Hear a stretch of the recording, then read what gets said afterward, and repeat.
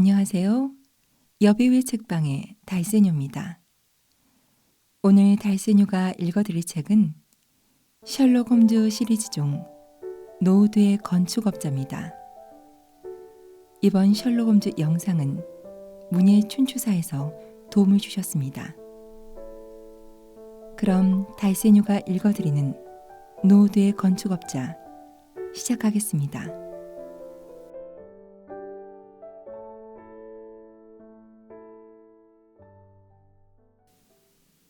범죄 전문가의 입장에서 보면 그 모리어티 교수가 죽은 뒤 이 런던은 묘하게 따분한 도시가 되어버렸어.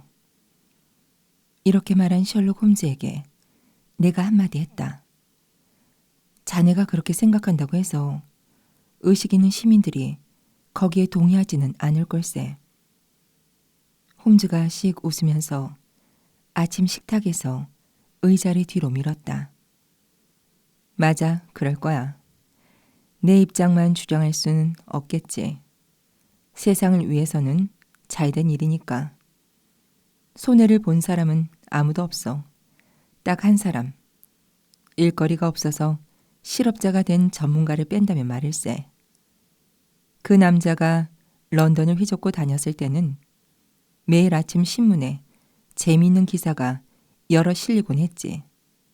왓슨, 때로 그 흔적은 참으로 희미했고 징조는 매우 모호하기도 했지만 그것만으로도 그 사람의 사악한 지혜가 작용했다는 사실을 깨닫기에는 충분했다네.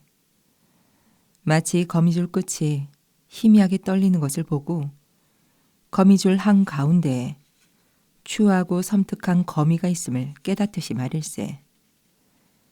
하찮은 좀도둑질이나 협박, 건달들의 난폭한 행동을 보고도 녀석을 잘 알고 있는 사람은 그것들을 연결해서 어떤 범죄가 계획되고 있는지 그리 어렵지 않게 알아낼 수 있었네.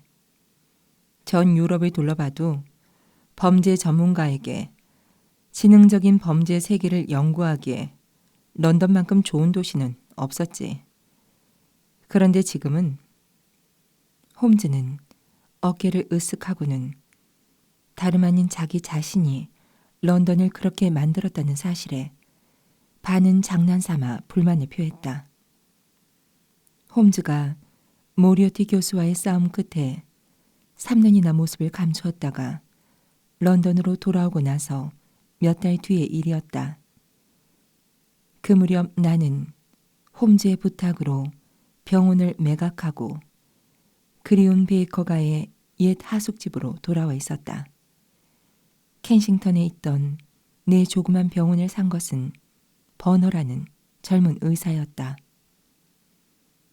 내가 아주 비싼 금액을 불렀는데도 그 젊은 의사는 놀라울 만큼 한 푼도 깎지 않고 병원을 사주었다. 몇 년 뒤 우연한 기회에 알게 된 사실인데 그 버너는 홈즈의 먼 친척이었고 그 돈을 대준 것이 바로 홈즈였다. 홈즈는 나와 살게 된 이후 몇 달 동안 일이 없어서 따분하다는 듯이 말했으나 그것은 결코 사실이 아니었다. 내 수첩을 보니 그 무렵에는 전 대통령 무리오의 서류 사건, 하마터면 우리 두 사람 모두 목숨을 잃을 뻔했던 네덜란드 배 프린슬란트호의 섬뜩한 사건 등 홈즈가 활약한 어려운 사건들이 차례대로 기록되어 있었다. 그러나 냉정하고 자부심 높은 홈즈는 대중의 환호와 갈채를 싫어했다. 그래서 자기에 관한 일이나 그 방법이며 성공 등을 기록해서는 안 된다고 꽤나 강한 어조로 나를 말렸던 것이다. 그 금지가 풀린 것은 최근의 일이었다. 어쨌든 홈즈는 그처럼 사치스럽고도 변덕스러운 말을 한 뒤 의자에 기대 앉아 천천히 신문을 펼쳐들었다. 바로 그때 요란스러운 벨이 울렸다. 무슨 일인가 싶었는데 뒤이어 쿵쿵 문을 세차게 두드리는 소리가 들려왔다. 곧바로 문 열리는 소리가 들리고 다음으로 떠들썩하게 홀에 들어오는 소리가 들리더니 누군가가 우당탕하고 계단을 서둘러 올라왔다.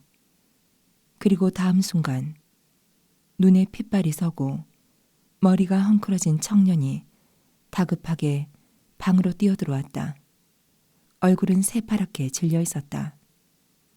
청년은 우리 얼굴을 번갈아 바라봤는데 우리는 무슨 일이 일어났나 싶어 마주 봤기에 그제야 자신이 예의에 벗어난 행동을 했다는 사실을 깨달은 모양이었다. 청년이 커다란 소리로 말했다. 죄송합니다, 홈즈 선생님. 부디 용서해 주십시오. 지금 미칠 것만 같습니다. 제가 그 불행한 존 헥터 맥팔레인입니다. 마치 이름만 대면 우리가 자신이 찾아온 이유와 그렇게 혼란스러운 태도를 보이는 까닭을 이해할 수 있다고 착각하는 모양이었다. 그러나 나는 도통 알 수가 없었으며 홈즈는 어떤가 싶어 바라봤더니 나와 다를 바 없이 어리둥절해하는 표정을 짓고 있었다. 홈즈가 담배 상자를 내밀며 말했다. 맥팔레인 씨, 담배 한 대 피우세요. 당신의 모습을 보니 아무래도 내 친구 왓슨 박사에게 진정제 처방을 받을 필요가 있겠군요. 지난 며칠 동안 지나치게 따뜻했으니까요.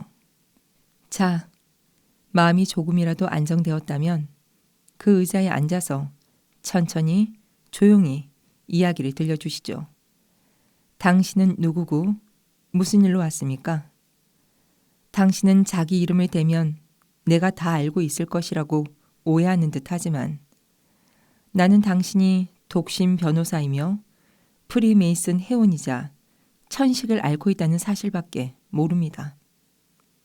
나는 홈즈의 방법에 익숙해져 있었으므로 잠깐 본 것만으로 홈즈가 청년을 판단한 이유를 어렵지 않게 알 수 있었다.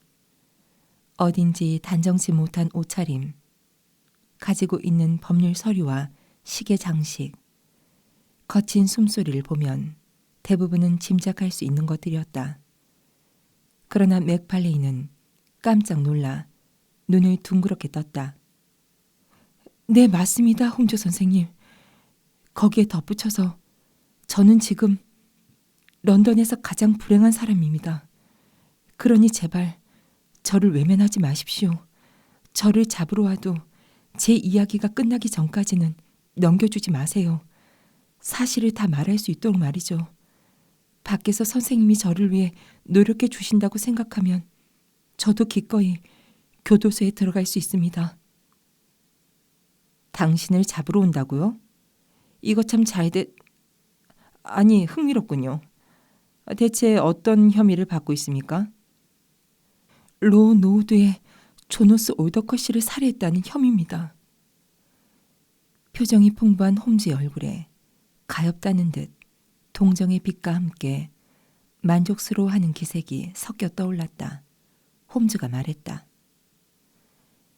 사실 지금 아침 식사를 마치고 요즘 신문에는 그다지 놀랄만한 사건이 실리지 않는다는 이야기를 왓슨 박사와 나누던 참입니다. 맥팔레인이 떨리는 손으로 아직 홈즈의 무릎 위에 놓여있던 데일리 텔레그래프를 집으며 말했다. 이것을 보셨다면 제가 무슨 일로 아침부터 찾아왔는지 금방 아실 겁니다. 저는 세상 사람들 모두가 제 이름과 재난에 대해서 이야기할 것이라 생각했습니다. 그런 다음 맥팔레인은 신문을 뒤집어서 가운데 페이지를 보여주었다. 여기 있습니다. 괜찮으시다면 제가 읽어보겠습니다. 잘 들어보십시오. 제목은 이렇습니다. 로 노우드 의문의 사건, 유명한 건축가 행방불명, 살인, 방화로 추정, 유력한 용의자 발견. 이미 범인이 누구인지 단정짓고 뒤쫓고 있습니다. 선생님, 그 범인으로 지목받고 있는 사람이 바로 접니다. 여기에 올 때도 런던 브리지 역부터 중미행을 당했습니다. 경찰이 절 바로 체포하지 않은 것은 영장이 오기를 기다리고 있기 때문일 겁니다. 어머니가 얼마나 충격을 받으셨을지 어머니의 슬픔을 생각하면 맥팔레이는 어찌해야 좋을지를 모르겠다는 듯 손을 마구 주물러댔고 의자에 앉은 채로 몸을 앞뒤로 흔들었다. 나는 살인과 방화라는 무거운 혐의를 받고 있는 그 청년을 흥미롭게 살펴봤다. 머리카락은 황갈색이었고 푸른 눈은 두려움에 떨고 있었다. 수염은 깨끗하게 깎았으며 입가는 유약하고 예민해 보였다. 소극적인 성격의 잘생긴 청년이었는데 안색이 파리한 것을 보니 꽤 지쳐있는 듯 했다. 나이는 27세 정도나 되었을까 싶었고 옷과 태도는 모두 신사다웠다. 얇은 여름 상의 주머니에는 여러 가지 법률 서류가 삐져나와 있어서 그의 직업이 무엇인지 보여주었다. 홈즈가 말했다. 시간이 별로 없군요. 왓슨, 시간을 전략해야겠네. 미안하지만 그 신문에 실린 기사를 읽어주겠나? 나는 맥팔레인이 조금 전 소리내어 읽었던 표제어 밑의 기사를 읽어 내려갔다. 어젯밤에서 오늘 새벽 사이 로 노우드에서 사건이 발생했다. 사건의 정황으로 보아 중대한 범죄가 일어난 듯하다. 조노스 올더커 씨는 이 교회에서 잘 알려진 유지로서 오랫동안 건축 관련 사업을 해왔다. 52세의 독신인 그는 시드농가의 교회에 위치한 딥딘 저택에 살고 있었다. 동네 사람들의 말에 따르면 그는 폐쇄적인 생활을 했으며 남과 어울리는 것을 싫어하는 특이한 사람이었다고 한다. 건축업으로 상당한 수입을 벌어들였지만 지난 몇 년 동안은 일에 거의 신경 쓰지 않았다. 그러나 지금도 작은 목재 창고를 가지고 있는데 어젯밤 12시 무렵에 그 창고의 목재 더미 중 한 군데서 불이 시작되었다. 신고를 받은 소방대가 현장으로 급히 달려갔으나 마른 목재가 맹렬히 타올라 손을 댈 수 없었으며 한 무더기가 전소되었다. 여기까지는 평범한 화재 사고로 보였으나 그 후에 한 가지 사실이 더 밝혀져 중대한 범죄가 숨어 있을 가능성이 높아졌다. 그러한 화재가 발생했음에도 불구하고 집주인 올더커 씨가 현장에 나타나지 않았다는 사실을 수상히 여겨 조사한 결과 그가 집안에 없다는 사실이 밝혀진 것이다.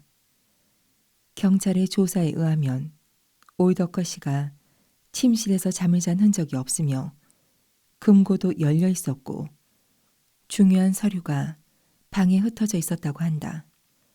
게다가 크게 싸움을 벌인 흔적도 남아 있었다.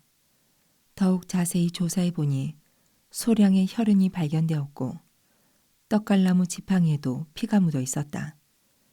조너스 올더커 씨가 어젯밤 침실에서 손님을 만났다는 사실도 밝혀졌다.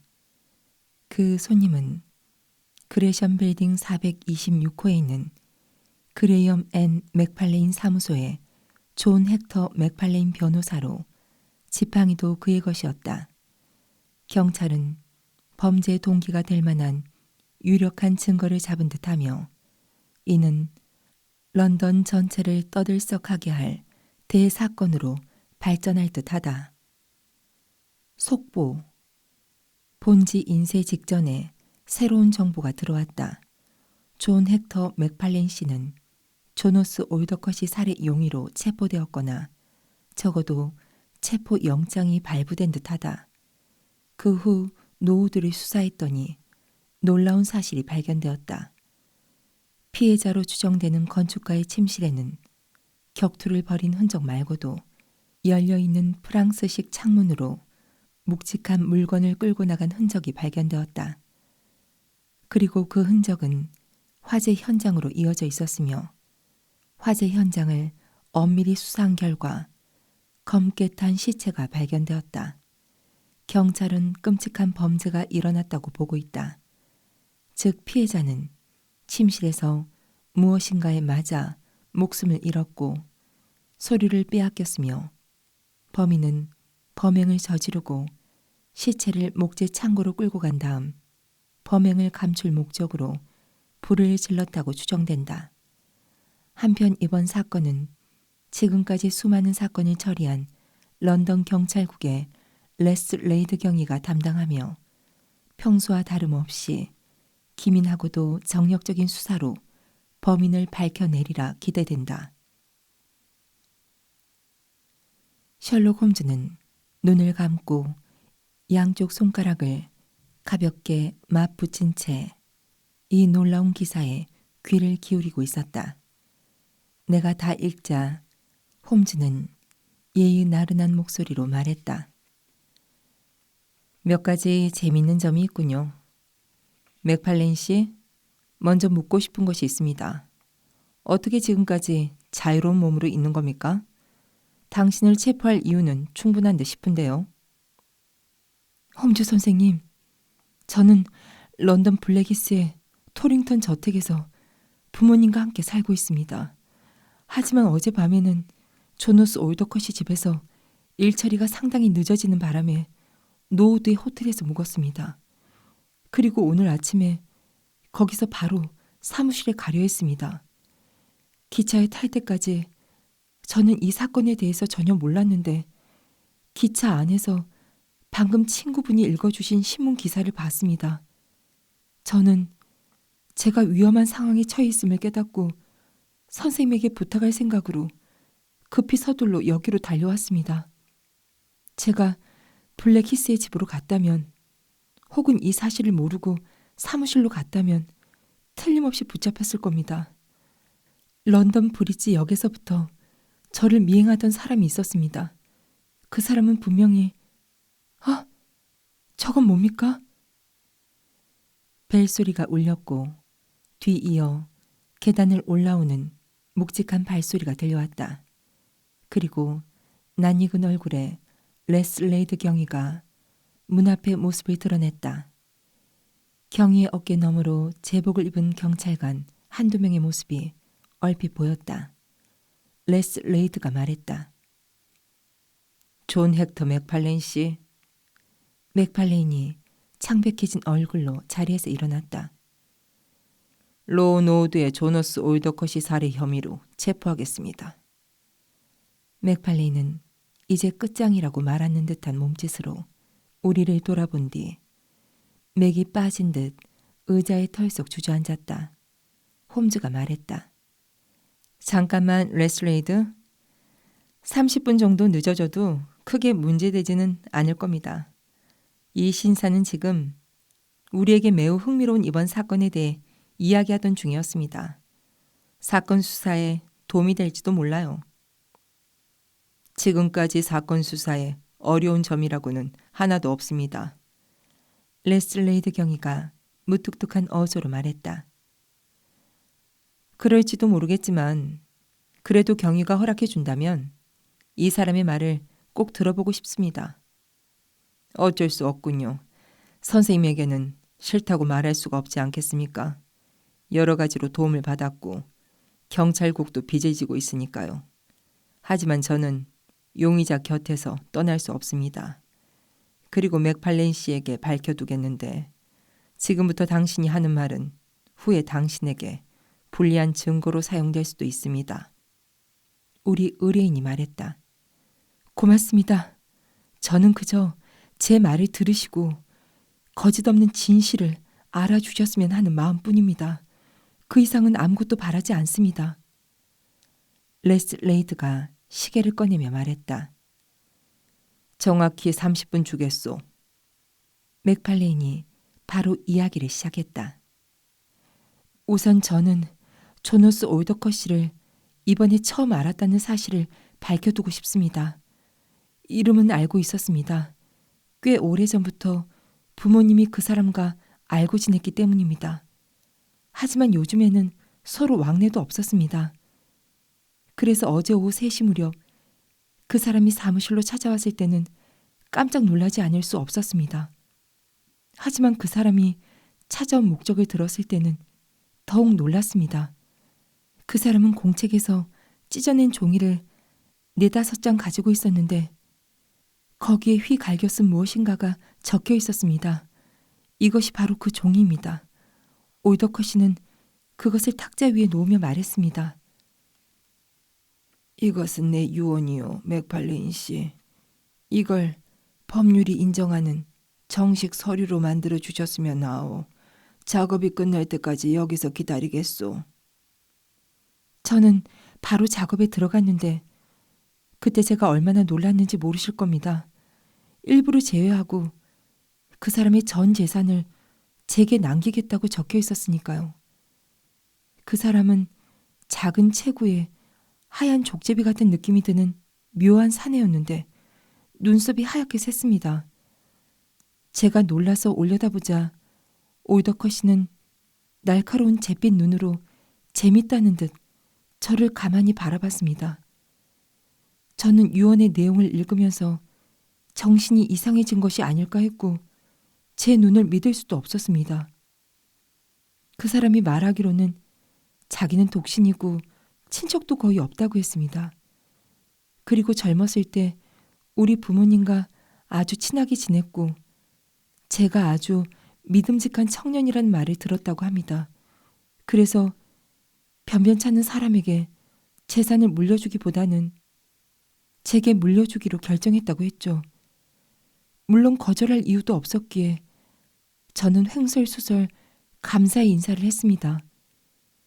유언장이 완성되었고 서명도 끝났으며 저희 사무원이 입회인이 되었습니다.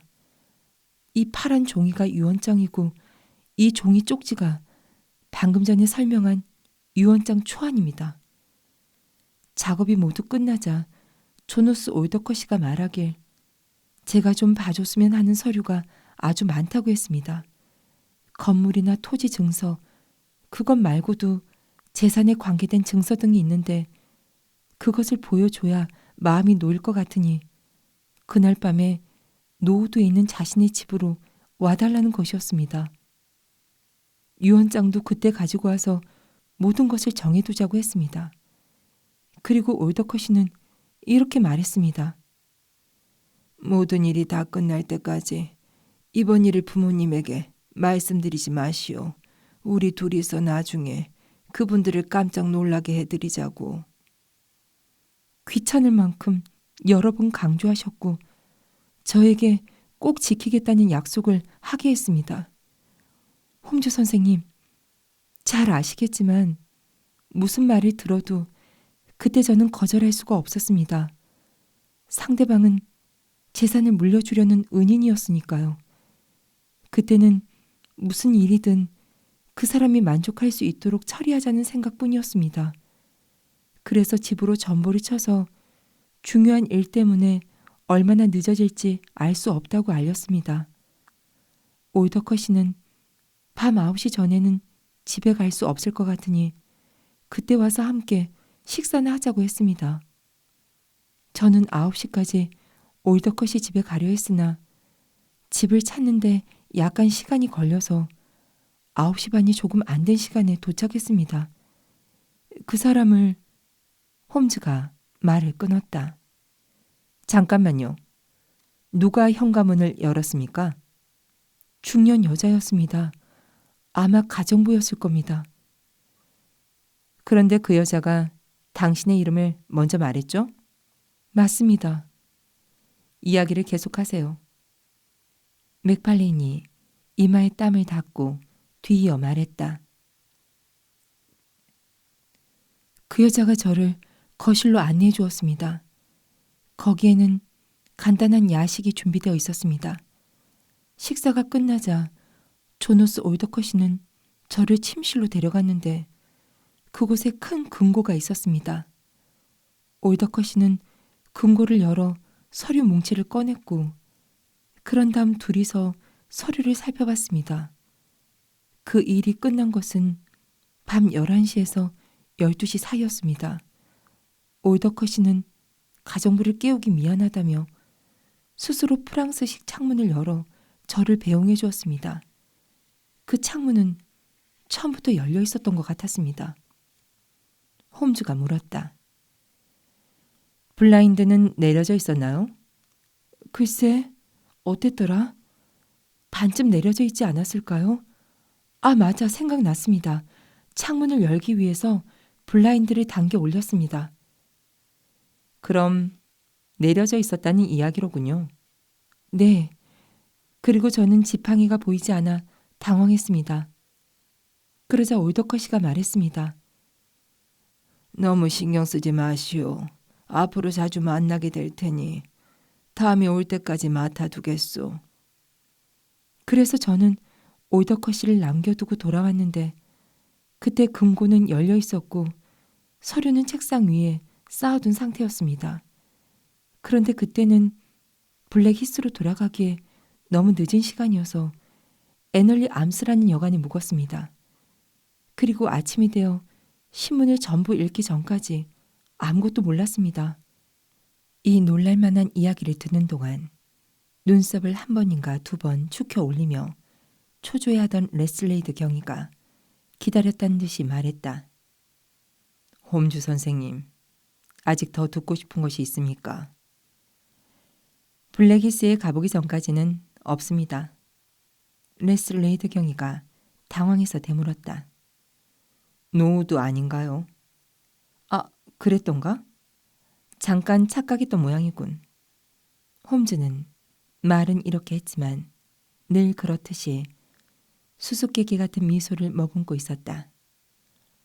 레슬레이드 경위는 이해할 수 없는 일이라도 홈즈는 날카로운 두뇌로 면도날처럼 깔끔하게 풀어내는 것을 본인의 눈으로 지금까지 몇 번이나 보았다. 이번에도 무엇인가 있다고 생각했는지 그는 홈즈의 얼굴을 호기심에 반짝이는 눈빛으로 가만히 바라보고 이렇게 말했다. 지금 홈즈 선생님과 이야기 두는 편이 좋겠습니다. 아참 맥팔레인 씨에 복도에 경찰관 2명이 있고 밖에는 사륜마차가 기다리고 있으니 당신은 먼저 가 있으시오. 가엾은 맥팔레인 청년은 자리에서 일어나 우리를 애처로운 표정으로 바라보고는 방에서 나갔다. 경찰관 둘이 맥팔레인을 사륜마차 쪽으로 데리고 갔다. 방에는 레슬레이드만 남았다. 홈즈는 공책에서 뜯어낸 종이에 쓴 유언장 원본을 아주 열심히 읽고 있다가 잠시 후에 그것을 내려놓고 말했다. 레슬레이드, 이 문서에는 2가지 재미있는 점이 있습니다. 그렇지 않습니까? 경위는 약간 당황하면서 그 종이를 바라봤다. 홈즈가 이어 말했다. 처음 2줄은 잘 알아볼 수 있습니다. 그리고 2번째 페이지의 가운데 부분과 마지막에 한 2줄도요. 이 부분은 마치 인쇄한 것처럼 깔끔하게 적혀 있지만 다른 부분은 잘 알아볼 수 없습니다. 특히 이 3곳은 전혀 읽을 수가 없을 정도죠. 그건 무엇을 의미하는 걸까요? 글쎄요. 선생님은 어떻게 생각하십니까? 열차 안에서 쓴 겁니다. 글자가 깨끗하게 적혀 있는 곳은 열차가 역에 정차했을 때 썼고 잘 알아볼 수 없는 곳은 움직이고 있을 때 쓴 것이죠. 아주 읽기 어려운 것은 선로가 갈라지는 곳을 지날 때 썼음을 의미합니다. 사물을 과학적으로 바라보는데 익숙한 사람이라면 이 종이를 본 순간 이것은 교외선 열차에서 쓴 것이라고 결론 내리겠죠.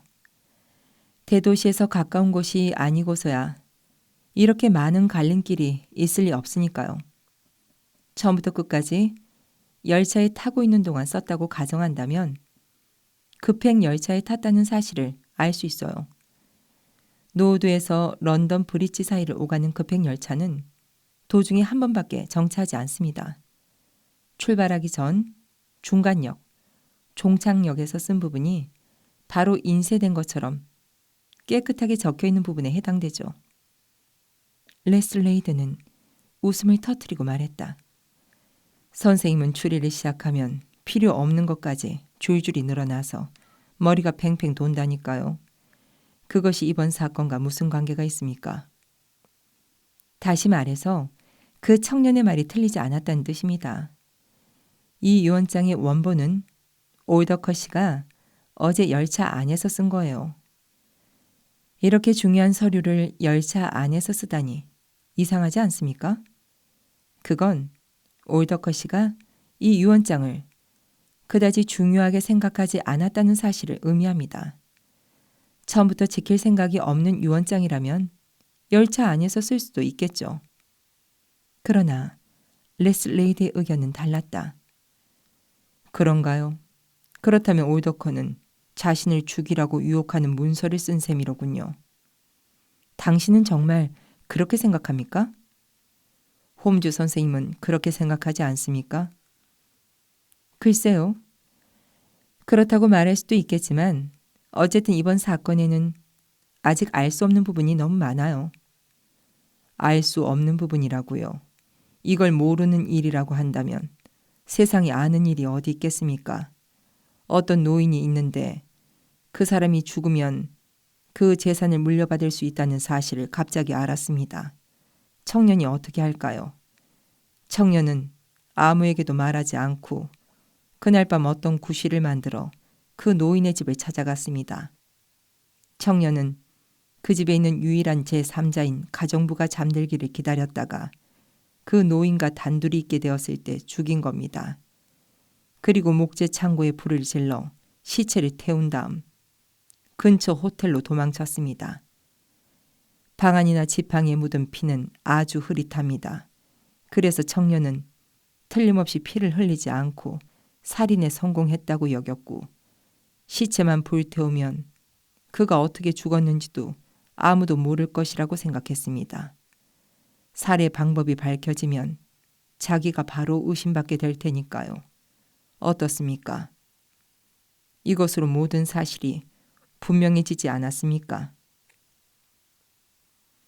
그렇지 않습니다. 레슬레이드, 나는 오히려 모든 것이 너무나도 분명해서 당황스러울 정도입니다. 당신처럼 여러 가지 재능을 가지고 있는 사람이 어째서 상상력을 발휘하지 않는 겁니까? 자, 지금 당신이 이 청년의 입장에 놓였다고 생각해 보세요. 과연 유언장이 작성된 그날 밤에 살해할 마음이 들까요?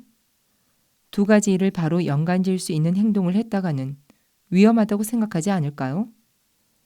게다가 그 집에 갔다는 사실이 알려져 있고 가정부가 문까지 열어준 날에 손을 쓰겠습니까? 한 가지 더, 마지막으로 열심히 애써서 시체를 목재더미 속에 숨기고도 자신이 범인이라는 증거인 지팡이를 그냥 남겨두고 올 리가 있겠습니까? 솔직히 말해보세요, 레슬레이드. 이러한 점들은 당신도 이상하다고 생각하겠죠. 그러나 레슬레이드도 지지 않았다.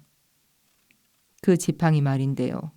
선생님도 잘 아시리라 생각하지만 범인은 때때로 당황한 나머지 평범한 사람이라면 하지 않는 일까지도 하는 법입니다. 게다가 시체를 처리하고 난 뒤였기 때문에 무서워서 방으로 돌아가지 못했던 게 아닐까요? 어디 거기에 꼭 맞는 다른 설명이 있다면 들려주시죠. 꼭 맞는 설명이라면 5-6개 정도 늘어놓을 수 있습니다. 예를 들어서 이런 것은 어떨까요? 있을 법한 이야기고 혹시 그랬을지도 모릅니다. 당신에게 공짜로 주는 선물이니 잘 들어보세요. 그 올더컷 씨가 감나가는 서류를 펼쳐놨는데 그 장면을 마침 지나가던 불황자가 창문으로 본 겁니다. 블라인드가 반쯤 올라가 있었다고 하니까요. 변호사가 돌아간 직후 그 불황자가 방 안으로 들어왔습니다. 그리고 지팡이가 있다는 사실을 깨닫고 그것으로 올더컷을 살해했어요. 그 다음에 시체를 태운 뒤 도망친 겁니다. 불황자가 어째서 시체를 태웠단 말입니까? 그렇다면 맥팔레이는 왜 시체를 태웠을까요? 증거를 감추기 위해서죠.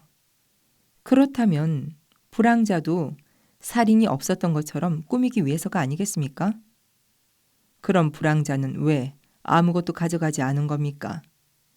서류는 돈으로 바꿀 수 없었으니까요. 레슬레이드 경위는 고개를 절레절레 흔들었지만 아까처럼 자신감에 넘치는 태도는 아니었다. 그렇다면 선생님은 그 불황자를 찾아보시죠.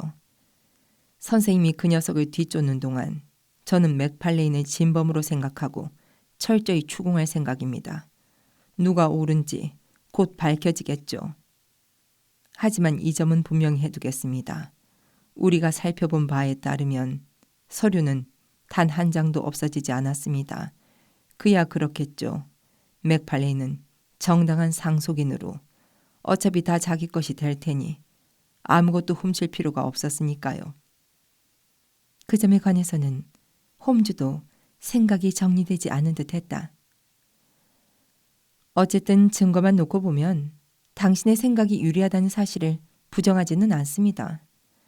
단 나는 다른 설명도 가능하다고 말하고 싶었던 겁니다. 당신 말대로 곧 알게 되겠죠. 그럼 안녕히 가시오. 오늘 노우드에 가서 당신의 수사가 얼마나 진척되었는지 보기로 하죠.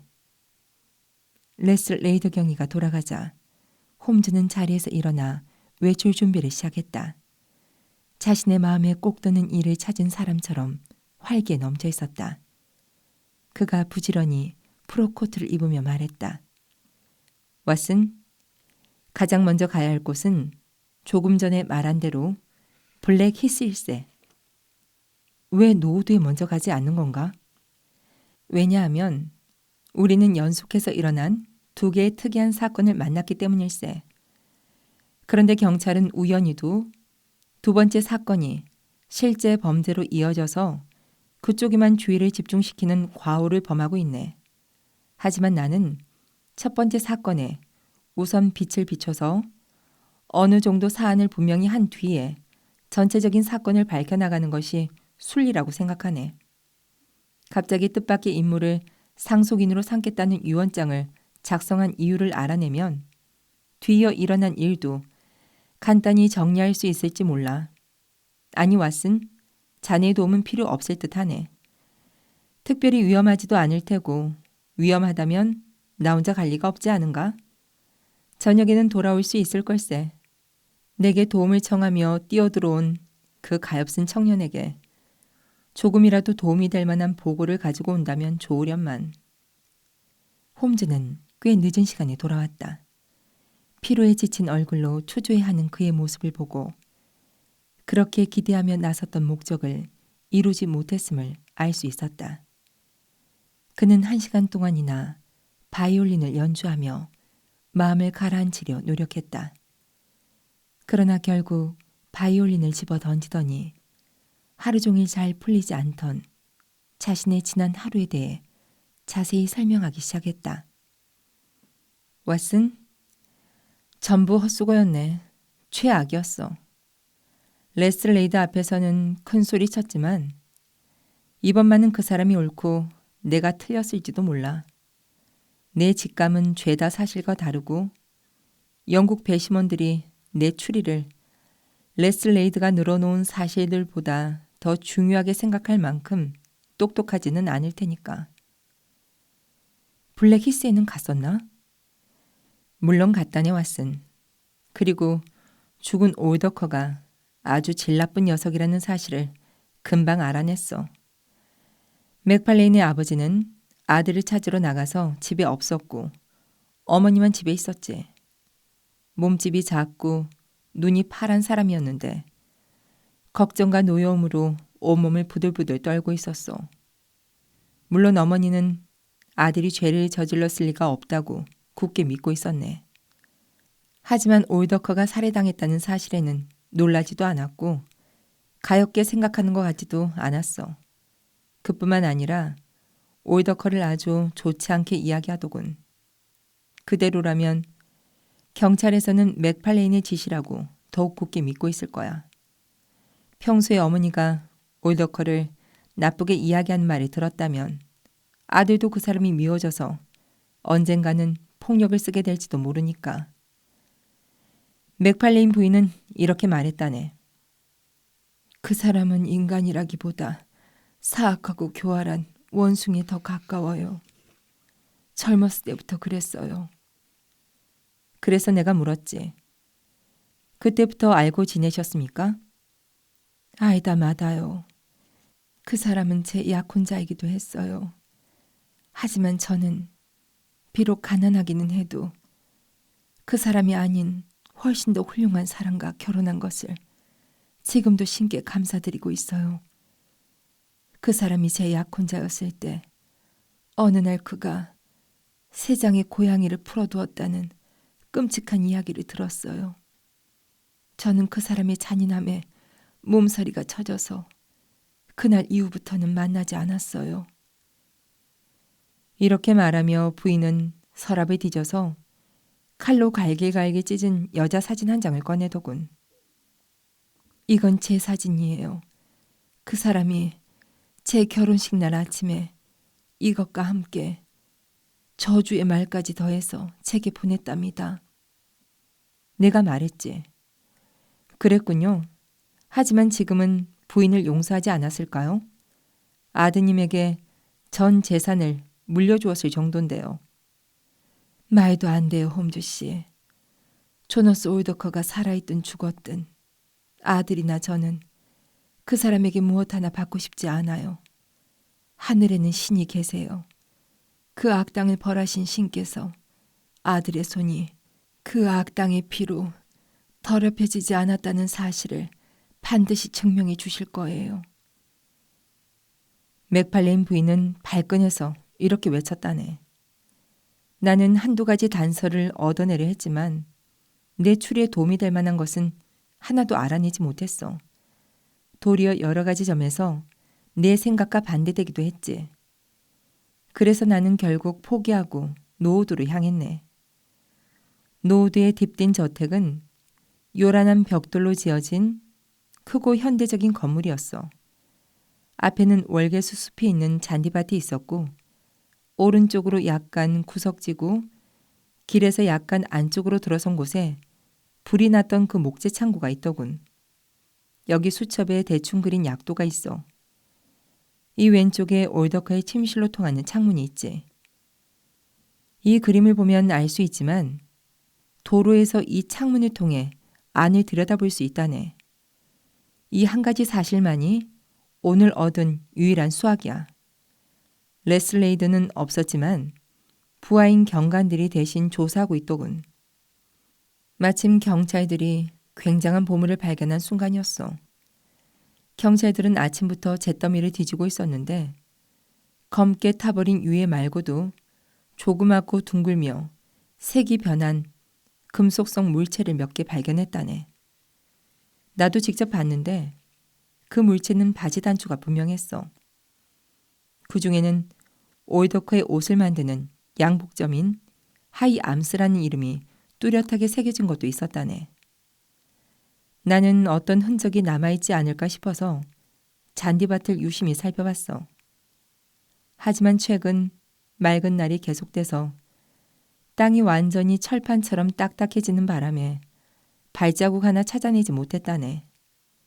단 낮은 쥐똥나무 산 울타리 사이로 인간인지는 모르겠지만 아무튼 커다란 짐을 목재 창고 쪽으로 똑바로 끌고 간 흔적은 찾아볼 수 있었어. 안타깝게도 전부 경찰의 견해와 맞아 떨어지는 것들 뿐이야. 나는 펄펄 끓는 8월의 태양을 등으로 받으며 잔디밭 위를 기어다녔네.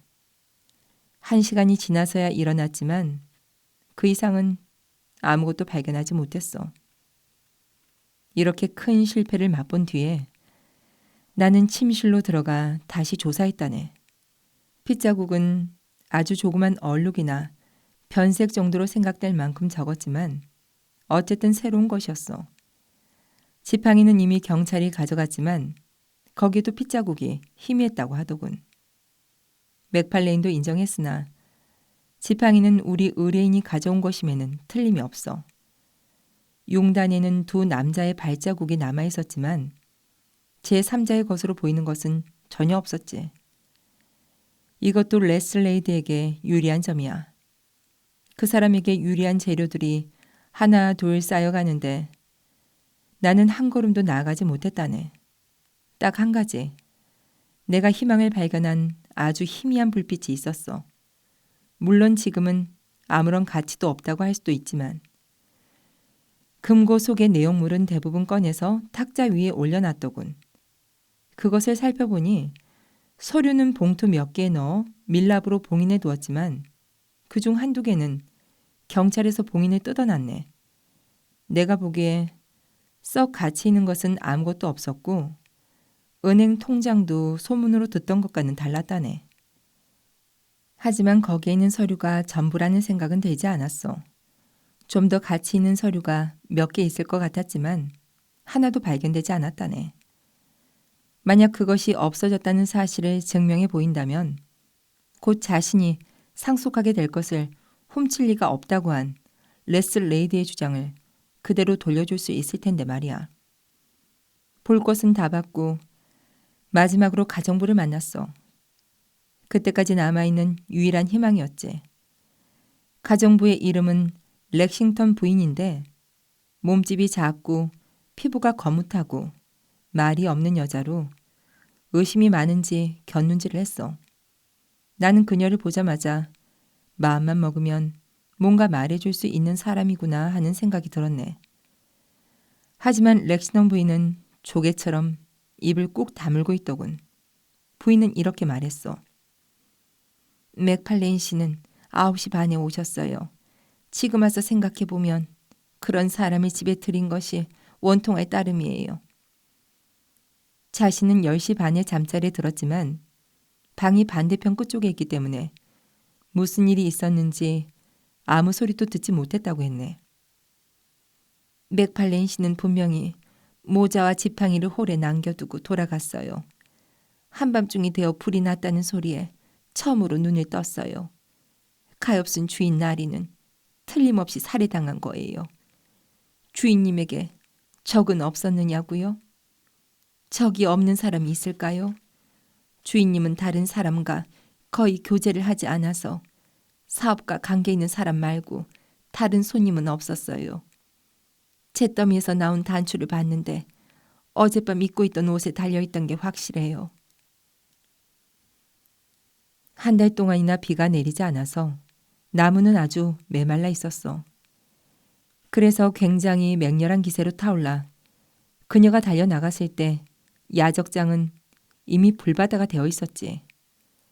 그녀와 소방대원 모두 불길 속에서 고기 타는 냄새를 맡았어. 그녀는 서류나 올더컷에 대해서 복잡한 일은 하나도 모른다고 하더군. 왓슨, 이것이 내 실패 보고라네. 하지만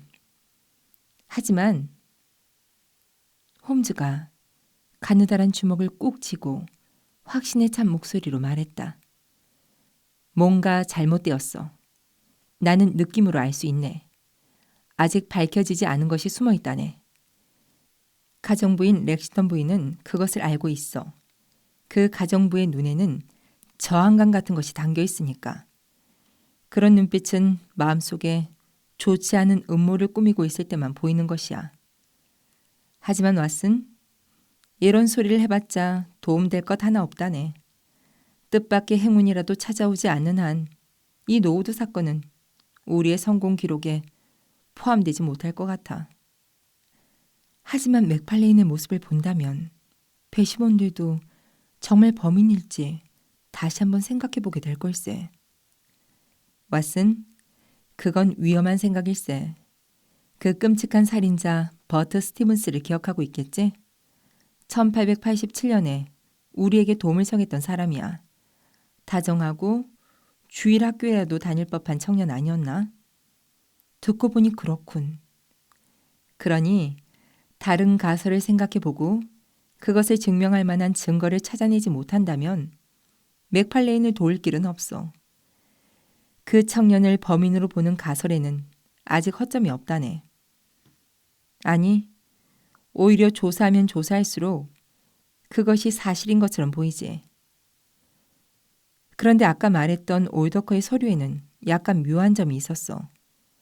어쩌면 그것을 단서로 삼아 새로운 사실을 발견할 수 있을지도 몰라.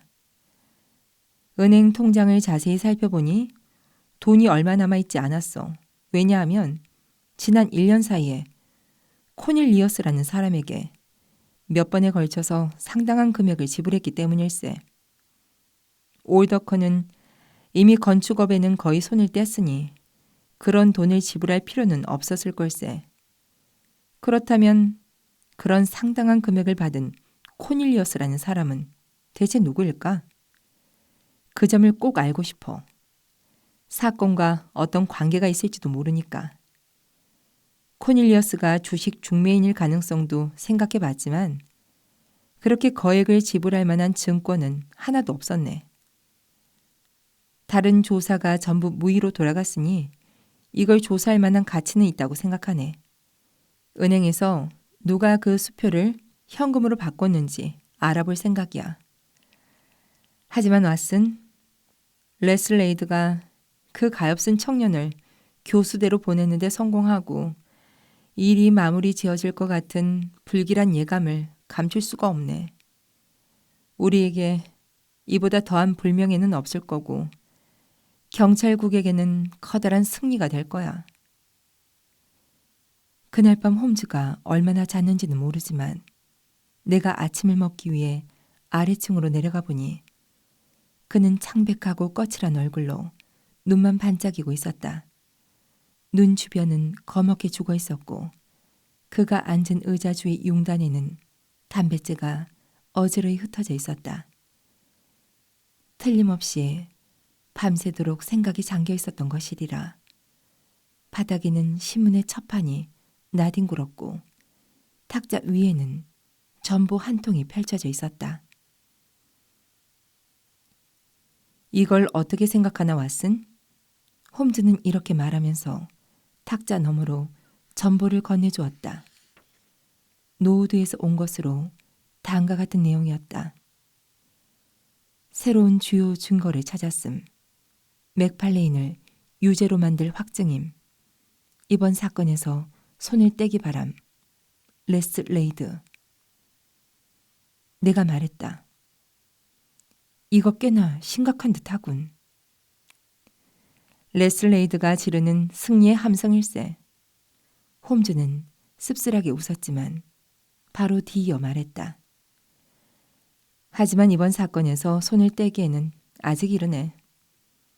새로 발견된 중요한 증거란 양날의 검과 같거든.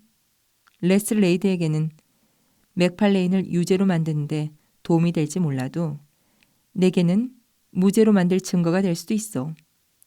왓슨, 식사를 마치고 나면 함께 나가서 다른 방법을 찾아보지 않겠나? 오늘은 자네가 있어주는 편이 좋을 것 같아. 지쳐가는 내 곁에 자네 같은 친구가 있다는 것만으로도 힘이 될 테니. 홈즈는 식사를 하지 않았다. 그에게는 매우 집중해서 생각해야 할 때는 식사하지 않는 묘한 버릇이 있었다. 한 번은 몸이 강철처럼 강하다는 사실만 믿고 계속 식사를 들지 않아 결국에는 영양실조로 쓰러진 적도 있었다. 의사로서 내가 충고라도 한다면 그는 음식물을 소화하는데 쓸 에너지와 정신이 없다고 대답할 것이 뻔했다. 그래서 그날 아침 홈즈가 아침을 전혀 들지 않고 노우드로 나서는 것을 보고도 나는 그다지 놀라지 않았다.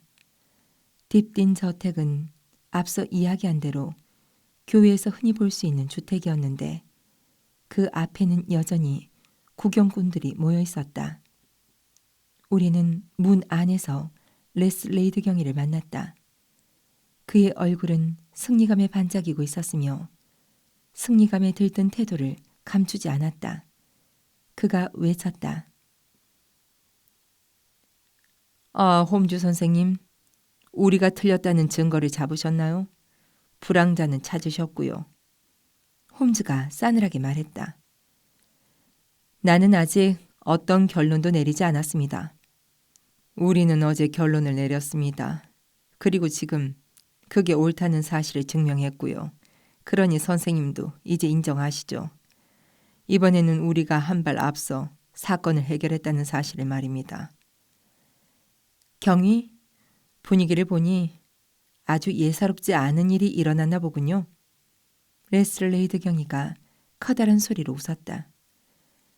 홈즈 선생님은 자기가 졌다는 사실을 우리보다 더 인정하기 싫으신 모양입니다. 세상 일이 언제나 자신의 생각대로만 되겠습니까? 안 그렇습니까, 왓슨 박사님? 이쪽으로 오세요. 저쪽으로 가서 존 맥팔레인이 범인이라는 사실을 신사분들께 납득시켜드리겠습니다. 레슬레이드 경위는 우리를 복도 너머에 있는 어둑한 홀로 데리고 갔다. 맥팔레인은 살인을 저지르고 나서 여기로 모자를 가지러 왔습니다. 틀림없습니다. 레슬레이드 경위는 이렇게 말하더니 갑자기 연극 배우 같은 동작으로 성냥을 켜서 하얀 벽 위에 찍힌 핏자국을 비추었다. 그가 성냥을 가까이 가져다 대자 그것은 단순한 핏자국이 아니라 선명하게 찍힌 엄지손가락 지문임을 알 수 있었다. 선생님, 돋보기로 살펴보시죠. 그렇게 할 참이었습니다. 지문이 똑같은 사람은 한 명도 없다는 사실을 잘 알고 계시지요? 알고 있습니다. 그렇다면 이것과 비교해 보시죠. 오늘 채취한 맥팔레인의 엄지 지문입니다. 레슬레이드가 밀랍에 채취한 지문을 벽의 지문 자국 가까이 가져갔다. 돋보기로 볼 필요도 없이 두 지문은 완전히 일치했다. 그 가엾은 맥팔레인도 마침내 끝장이라고 생각했다. 레슬레이드 경위가 말했다. 이것으로 분명해졌습니다. 나도 메아리처럼 되풀이했다. 이것으로 분명해졌군. 그러자 홈즈도 이렇게 말했다. 이것으로 분명해졌어. 그러나 그 말투에 약간 이상한 느낌이 묻어 있어서 나는 뒤를 돌아봤다. 홈즈는 아까와는 전혀 다른 표정을 짓고 있었다. 마음속의 기쁨을 꾹 참느라 얼굴이 일그러져 있었던 것이다. 두 눈은 별처럼 반짝였고 웃고 싶은 것을 필사의 노력으로 참고 있었다. 그가 드디어 입을 열었다. 맙소사, 생각지도 못했어. 그래서 얼핏 본 것만 가지고 속아서는 안 되는 거야. 그처럼 훌륭해 보이는 청년이 이것은 자신의 판단을 섣불리 믿어서는 안 된다는 교훈입니다. 그렇지 않습니까, 레슬레이드? 물론이죠. 우리 중에는 지나치게 자신만만한 사람이 있으니까요. 레슬레이드가 홈즈를 비꼬듯 이렇게 말했다. 경이야말로 승리감에 도취된 것처럼 보였으나 지금의 우리는 아무 말도 할 수 없었다. 모자 거리에서 모자를 집으려다 오른쪽 엄지의 지문을 남기다니. 이건 신의 뜻이야. 그리고 잘 생각해보면 자연스러운 동작이기도 하죠. 겉으로는 평온함을 가장하고 있었으나 홈즈는 마음속 흥분을 감추기 위해 온몸을 꿈틀거리고 있었다. 그런데 레슬레이드, 누가 이렇게 멋진 것을 발견했습니까? 가정부인 렉싱턴 부인입니다. 어젯밤 순경에게 가르쳐 주었습니다. 그 순경은 어디에 있었죠? 그는 살인이 일어난 침실을 지키고 있었습니다. 현장에 아무도 손대지 못하게 하려고요. 그렇다면 한 가지 묻겠습니다. 경찰에서는 어제 왜 이것을 발견하지 못했습니까? 이런 홀은 특별히 신경을 쓸 필요가 없었으니까요. 게다가 그다지 눈에 띄는 곳도 아니지 않습니까? 그건 그렇군요. 맞아요. 아무도 신경 쓰지 않는 곳이니까요. 맞는 말입니다. 그런데 틀림없이 어제부터 여기에 찍혀 있었던 거겠죠? 레슬레이드 경위는 홈즈의 정신이 이상해진 것이 아닐까 의심하는 듯한 눈빛으로 그를 바라봤다. 솔직히 말해서 나도 신이 난 듯한 홈즈의 말투를 듣고 깜짝 놀랐다. 경위가 화가 난다는 듯 말했다. 이해할 수가 없군요. 맥팔레인이 밤에 몰래 유치장에서 빠져나와 일부러 자신에게 불리한 증거를 남기기 위해 여기까지 오기라도 했다는 말입니까? 이 지문이 그 청년의 것이 아니라고 하신다면 전문가에게 의뢰해도 상관없습니다. 아니, 틀림없이 맥팔레인의 지문입니다. 그렇다면 된 거 아닙니까? 저는 선생님과 달리 사실을 중히 여기는 사람입니다. 증거에 따라서 결론을 내려야 하는 법입니다. 아직도 할 말씀이 있다면 거실로 오세요. 거실에서 보고서를 작성할 생각이니까요. 잠시 후 홈즈는 드디어 차분함을 되찾았다. 그러나 그 얼굴에는 여전히 기쁨이 묻어 있었다. 그는 이렇게 말했다. 왓슨, 일이 아주 난처하게 됐어. 하지만 아직 이상한 점이 있으니 맥팔레인 청년이 완전히 절망에 빠졌다고는 말할 수 없네. 내가 진심으로 말했다. 그거 다행이군. 나는 모든 일이 끝난 줄로만 알았는데. 아니, 그렇게 분명히 말하기에는 아직 이르다네. 사실을 말하자면 레슬레이드는 이 증거를 매우 중요하게 생각하는 듯 하지만 놓쳐서는 안 될 결함이 하나 있다네. 정말인가, 홈즈? 그게 뭐지? 간단한 사실일세. 내가 어제 이호를 살펴봤을 때는 이 지문이 여기 없었거든. 그것보다 왓슨, 햇볕을 받으면서 잠깐 산책 좀 하지 않겠나? 나는 어떻게 된 일인지 영문을 알 수 없었으나 조금씩 희망이 솟아오르는 느낌을 받았다. 나는 홈즈를 따라 정원을 거닐었다. 친구는 집 주위를 각각의 방면에서 매우 세심하게 관찰했다. 그런 다음 다시 집 안으로 들어가 지하실부터 다락방까지 샅샅이 돌아봤다. 가구도 거의 없는 방이었으나 홈즈는 놓치지 않고 살펴봤다. 마지막으로 쓰지 않는 침실 3개가 늘어선 가장 위층의 복도에 섰을 때에도 홈즈는 치밀어 오르는 기쁨을 참기 위해 무진 애를 썼다. 그가 말했다. 왓슨, 이번 사건에는 다른 사건에서 볼 수 없는 특이한 점이 있네. 이제 슬슬 우리의 친구인 레슬레이드 경위에게 진실을 알려줘도 될 것 같아. 레슬레이드는 조금 전 우리를 무시하는 웃음을 짓고 있었으니 그 대가를 치러야 할 걸세. 만약 내 해석이 옳다는 사실을 증명할 수 있다면 그 웃음을 되돌려줄 수 있을 거야. 맞아. 증명할 수 있는 좋은 방법이 있어.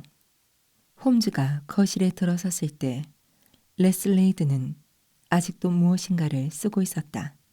내 친구가 말했다. 이번 사건의 보고서를 쓰고 있는 것 같군요. 그렇습니다. 너무 성급하지 않습니까? 나는 당신이 쓸 증거가 아직 다 모이지는 않았다고 생각하는데요. 평소 홈즈를 잘 알고 있던 레슬레이드는 그 묘한 말을 놓치지 않았다. 그는 펜을 내려놓고 알 수 없다는 표정으로 홈즈를 바라봤다. 홈즈 선생님, 그건 무슨 뜻입니까? 당신이 아직 중요한 증인 한 사람을 만나지 않았다는 말입니다. 그 중요한 증인을 데려올 수 있습니까? 그렇게 생각합니다. 그럼 데리고 오십시오. 어디 한번 해보기로 하죠. 여기 와 있는 경관은 몇 명쯤 됩니까? 3명은 바로 올 수 있습니다. 충분해요. 한 가지 더 묻겠는데 그 친구들은 모두 덩치가 크고 힘이 세고 목소리가 큰 사람들인가요? 물론 그렇습니다. 하지만 왜 큰 목소리가 도움이 된다는 건지 모르겠습니다. 지금 여러 가지를 보여주겠습니다. 그 친구들을 불러주세요. 한번 해볼 테니까. 5분쯤 지나자 순경 셋이 홀에 모였다. 홈즈가 그들에게 말했다. 창고에 가면 집단이 가득 들어차 있습니다. 미안하지만 2단 정도만 가져다 주세요. 필요한 증인을 불러내는데 커다란 도움이 될 겁니다. 아, 고마워요. 왓슨, 성냥을 가지고 있었지? 레슬레이드, 모두 함께 제일 위층으로 갑시다. 앞서 말한 것처럼 가장 위층에는 넓은 복도가 있고 쓰지 않은 침실이 3개 있었다. 홈즈는 복도 끝쪽으로 모두를 데리고 갔다. 순경들은 왜 이런 일을 하는지 모르겠다는 듯 쓴웃음을 짓고 있었고 레슬레이드는 놀라움과 기대와 조롱이 뒤섞인 얼굴로 홈즈를 쳐다보고 있었다. 홈즈는 지금부터 마술을 펼쳐 보이려는 마술사처럼 우리 앞에 섰다. 레슬레이드, 누군가에게 물 2양동이를 포우라고 하세요. 그리고 집단을 이 복도의 중간에 쌓아주시고요. 양쪽 벽에 붙지 않도록. 됐어요. 이제 준비는 다 끝났습니다. 레슬레이드의 얼굴이 분노로 붉게 물들기 시작했다. 선생님, 우리와 무슨 게임이라도 할 생각이신가요? 혹시 무엇인가를 알고 있다면 이런 한심한 짓은 그만두고 얼른 말씀해 주시죠. 레슬레이드, 내가 하는 일에는 다 이유가 있습니다. 당신은 조금 전에 나를 슬쩍 놀리지 않았습니까? 그러니 내가 일을 좀 꾸민다고 해서 불평하지는 마세요. 왓슨, 미안하지만 창문을 열고 집단 끝에 불을 붙여주게. 나는 성냥으로 불을 붙였다. 그러자 마른 집단이 탁탁 소리를 내며 타기 시작했고 잿빛 연기가 뭉게뭉게 피어올라 바람을 타고 복도를 기어나갔다. 됐어. 레슬레이드, 당신에게 필요한 증인이 나오는지 보기로 하죠. 모두 소리를 합쳐 불이야 라고 외쳐주시오. 자, 하나, 둘, 셋. 우리는 외쳤다. 불이야 라고. 고마워요. 다시 한번. 우리는 다시 한번 불이야 라고 외쳤다. 다시 한번. 이 외침은 노도 전체에 울려 퍼졌을 것이다. 그 3번째 외침이 가라앉기도 전에 놀라운 일이 펼쳐졌다. 단단한 벽인 줄 알았던 복도 끝이 갑자기 벌컥 열리더니 몸집이 작고 쭈글쭈글한 남자가 토끼가 굴에서 뛰쳐나오듯 다급하게 달려나왔다. 하지만 홈즈는 침착하게 말했다. 됐어, 왓슨. 양동의 물을 집단에 전부 뿌려주게. 이젠 됐어. 자, 레슬레이드, 당신이 놓쳤던 중요한 증인을 소개하죠. 이 사람이 바로 조너스 올더컷입니다. 레슬레이드 경위는 너무 놀란 나머지 뛰쳐나온 노인을 빤히 바라볼 뿐이었다. 뛰쳐나온 사내는 갑자기 밝은 복도로 나온 탓에 눈이 부신지 눈을 깜빡이며 연기를 피어올리고 있는 집단과 우리를 쳐다봤다. 홈즈가 올더크라고 말한 그 노인은 눈썹이 하얗게 새었는데 교활하고 밉살스러운 얼굴을 하고 있었으며 아기가 가득한 회색 눈을 정신없이 이리저리 굴렸다. 경위가 말했다. 이게 어떻게 된 일이오? 당신 지금까지 대체 무엇을 하고 있었소? 경위가 분노로 얼굴을 새빨갛게 물들인 채 험악한 표정으로 다가오자 올더커는 딱딱하게 굳은 미소를 지으며 뒷걸음질 쳤다. 저는 아무 짓도 하지 않았습니다. 아무 짓도 하지 않았다고? 당신은 죄 없는 사내를 교수대로 보낼 생각으로 여러 가지 장깨를 부리지 않았소. 여기 홈즈 선생님이 없었다면 나는 당신 꿍꿍이대로 움직일 뻔했다고. 노인이 머리를 숙이고 훌쩍훌쩍 울기 시작했다. 저는 그냥 장난 좀 쳤을 뿐입니다. 뭐라고?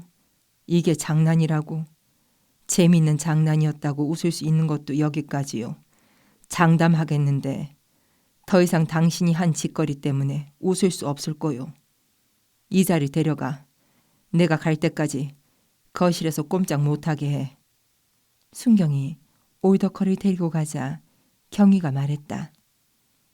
부하들 앞에서는 말할 수 없었지만 왓슨 박사님만 계시니 상관없습니다. 선생님이 지금까지 처리한 사건 중에서도 가장 멋진 사건입니다. 어떻게 알아내신 건지 저는 도저히 모르겠지만요. 선생님은 누명을 쓴 청년의 목숨을 구했고 제가 끔찍하게 실패할 뻔한 것도 막아주셨습니다. 선생님이 없었다면 저는 완전히 체면을 구길 뻔했습니다. 홈즈가 빙그레 웃으며 레슬레이드의 어깨를 툭 두드렸다. 체면을 구기기는커녕 당신의 평가는 하늘 높은 줄 모르고 치솟을 겁니다. 당신이 지금 쓰고 있는 보고서를 조금만 수정하면 됩니다. 그리고 레슬레이드 경위의 눈을 속이는 것이 얼마나 어려운 일인지 알려주라는 거죠. 그럼 선생님의 이름을 밝히지 않아도 된단 말입니까? 전혀 밝힐 필요가 없습니다. 일 자체가 내 보수니까. 한참 시간이 지난 뒤에 내가 허락하면 내 사건을 기록하는 열정적인 사람이 원고지를 펼칠 테니 신용이라면 언제든지 얻을 수 있어요. 안 그런가 왓슨? 그건 그렇고 저 쥐새끼가 어디에 있었는지 보기로 합시다. 판자와 해반 쪽으로 만들어 놓은 가림막은 복도 끝에서 180cm 정도 떨어진 곳에 설치되어 있었는데 거기에는 쉽게 알아볼 수 없도록 교묘하게 만든 문이 달려 있었다. 빛은 처마 밑의 틈새를 통해서 들어왔으며 약간의 가구와 음식, 물과 함께 책 몇 권과 서류가 놓여 있었다. 그 비밀의 방에서 나오자 홈즈가 말했다. 건축가라 이런 일을 꾸민 걸세. 아무에게도 말하지 않고 작은 비밀 장소를 만들 수 있었을 거야.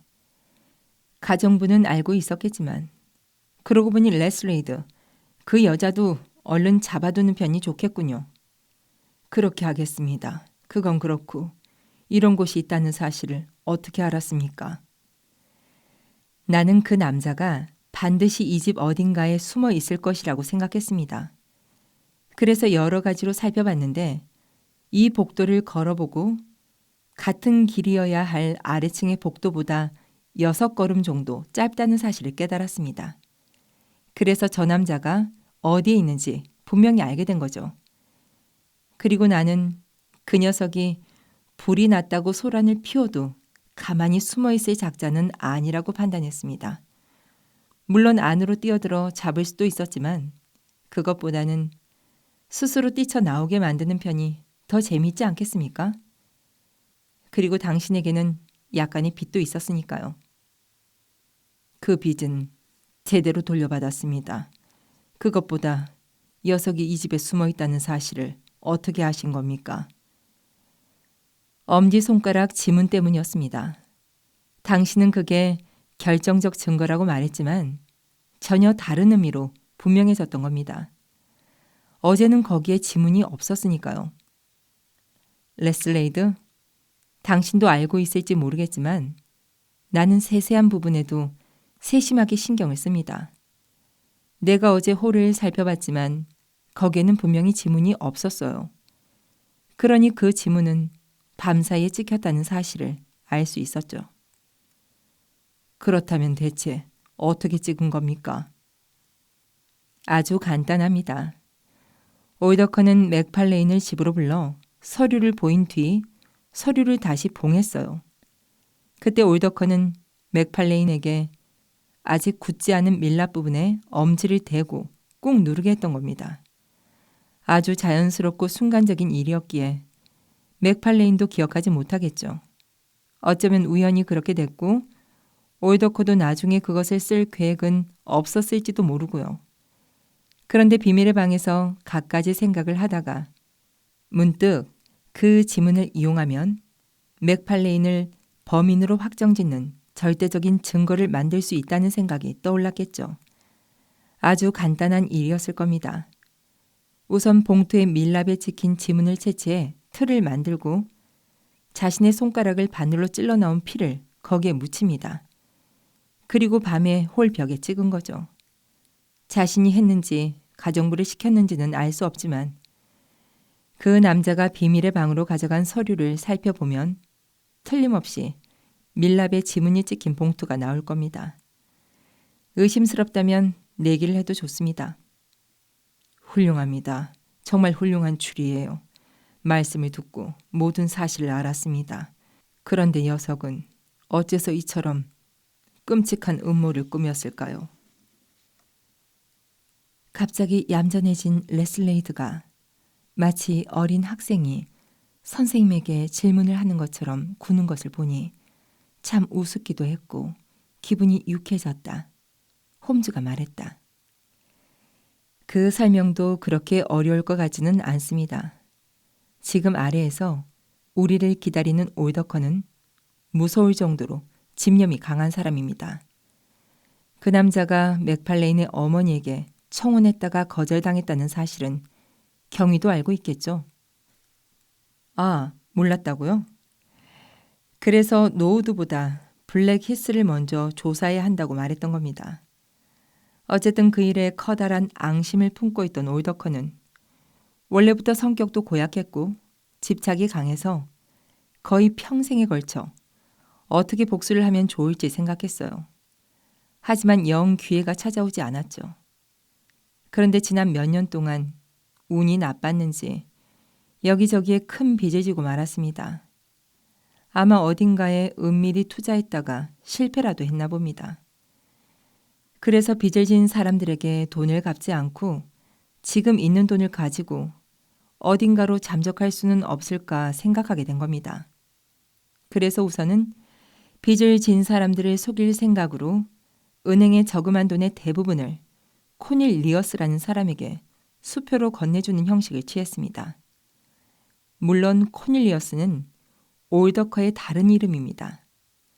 아직 확인하지는 않았지만 그 돈은 올더커가 부지런히 드나드는 조그만 마을의 은행에 예금되어 있을 겁니다.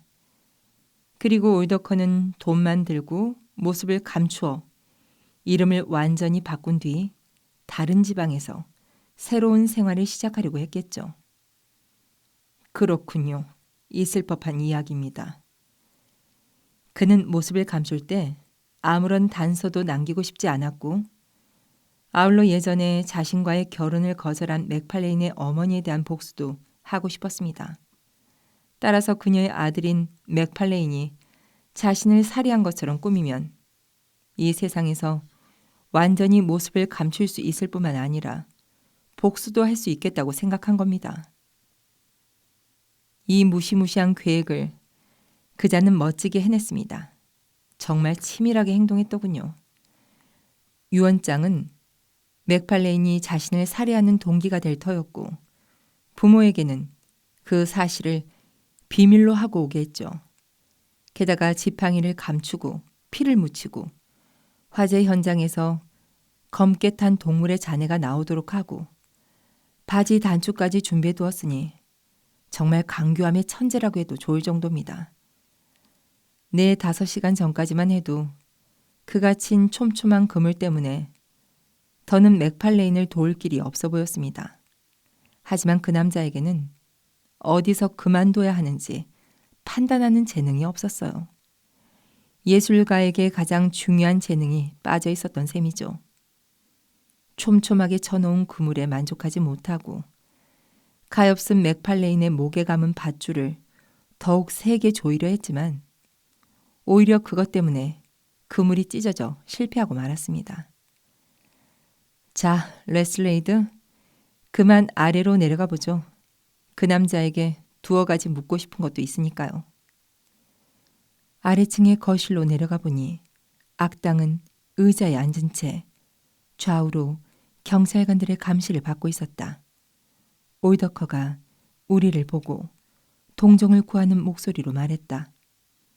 장난이었습니다. 잠깐 장난 좀 쳤을 뿐 깊은 뜻은 없습니다. 제가 모습을 감추면 어떻게 될지 보고 싶어서 그랬을 뿐입니다. 정말입니다. 제발 오해하지 마세요. 맥팔레인에게 피해가 갈 줄은 꿈에도 몰랐습니다. 레슬레이드 경위가 말했다. 그건 배심원들이 결정할 문제요. 어쨌든 살인을 계획했다는 혐의로는 기소할 수 없지만 음모를 깼다는 혐의로 기소해 주겠소. 홈즈도 한마디 했다.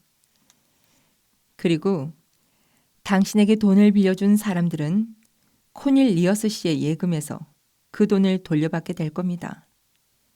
조그만 노인은 몸을 움찔하더니 중으로 눈을 번뜩이며 홈즈를 바라봤다. 당신이 베푼 친절에 감사해야겠군. 이 빚은 조만간 갚도록 하지. 홈즈가 관대하게 미소 지으며 말했다. 당신이 아무리 집념이 강하다 해도 앞으로 몇 년 동안은 교도소에 있어야 할 테니 그럴 틈이 없을 거요. 그건 그렇고 낡은 바지 말고 목재 더미 속에 또 무엇을 넣었소? 죽은 개? 아니면 토끼? 말하고 싶지 않다고? 정말 불친절한 사람이로군. 어쨌든 상관없어. 토끼 2마리만 있어도 핏자국이나 정체를 알 수 없는 불에 탄 시체를 만들기에는 충분했을 테니까. 왓슨, 훗날 자네가 이 사건을 기록할 때는 그냥 토끼라고 해주게.